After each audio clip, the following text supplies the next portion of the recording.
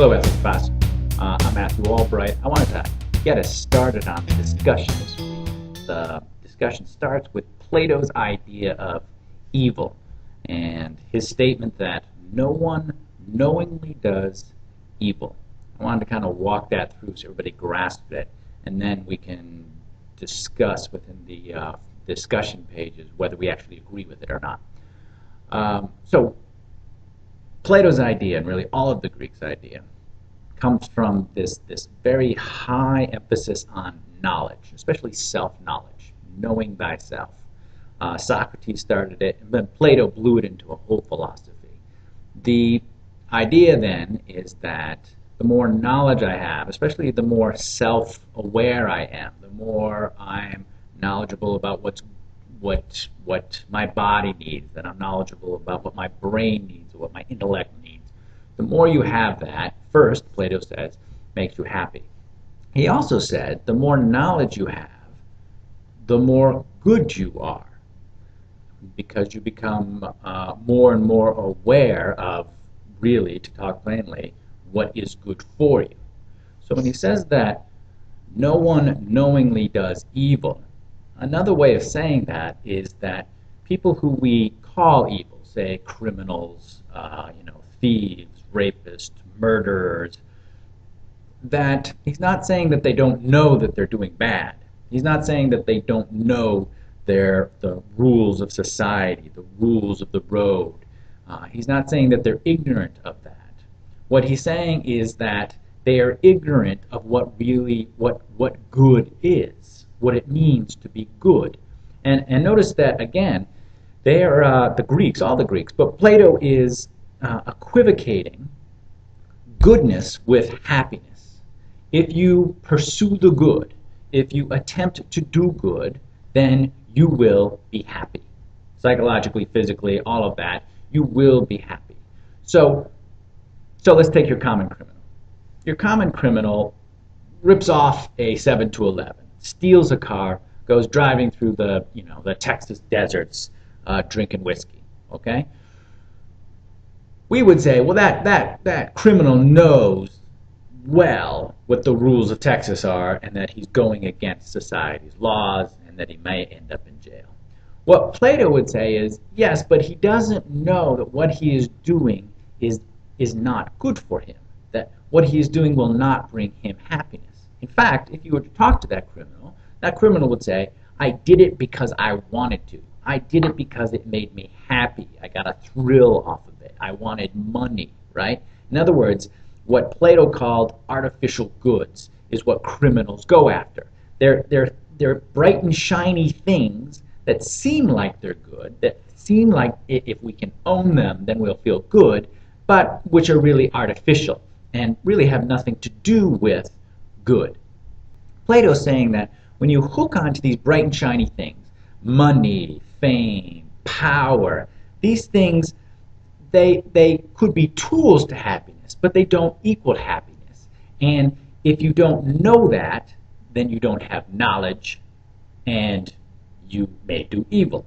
In other words, you'll go get those things thinking they'll be happy, and in the meantime you may murder, steal, or whatever to get there. Right? I have family members who we would probably label as criminals, all right? And I could say that they do evil. But I can also say pretty clearly that they are not happy people. And they are definitely lacking in self-awareness. And part of what makes them unhappy is that lack of awareness of what makes them happy. They think that drugs will make them happy. They think that money will make them happy. They think that a fast car will make them happy. But we know that those things don't make one happy.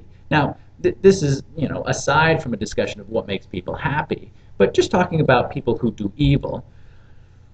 Do people really knowingly do evil, or do they think that they're doing good in the sense of they think that they're doing good for themselves? And Plato would say that's true of all people who do evil. That's true of all criminals.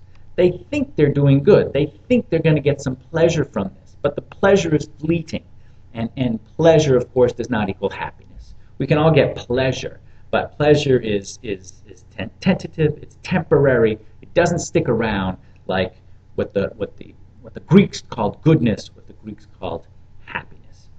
So Now that given, we can discuss whether Plato has made a point here. And I would say, most criminals, you see them on television, or they're in jail, or you know them, or you're related to them. They're not happy people. And they're not happy because they haven't found what real goodness is. They're not chasing after the right goals. And I would say that's true for about 90%.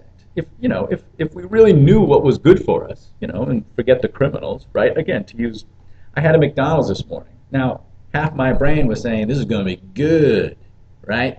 But it's not good for me. And if I could, take that awareness, if I could take that knowledge and attach it to the will, then maybe I could actually do good, in other words, eat good and all these things. And maybe that's one of the kinks in Plato's argument. I think most of us know what's bad for us on a very general sense. Most of us don't go over and knock over 7 to 11s, right? But I'd say a great lot of us don't follow what our knowledge tells us is not good, right? So just me compared to anybody else, I love material things. I like a new pair of shoes. I like good food. I like bad food. I like beer. I like sleeping late. All these things that probably if I cut them out of my life, I would be a better person, both physically, morally, spiritually, all the rest, right? In other words, even though I have the knowledge of what is good, I don't act on that knowledge. So there's one argument against Plato, that you could have the argument, and maybe that evil people or normal people who do evil or do bad or go away from the good sometimes do have the knowledge of good. They just head away from it. Now that being said, maybe Plato's talking about a very keen sense of awareness such that you cannot deny that this is bad for you. In other words, if I really thought about what I was putting into my body this morning when I ate junk food, and I had a picture of what I'd look like after 10 years of eating that junk food, then I could do no other than not do the bad, not eat bad, right? Maybe there's an argument there.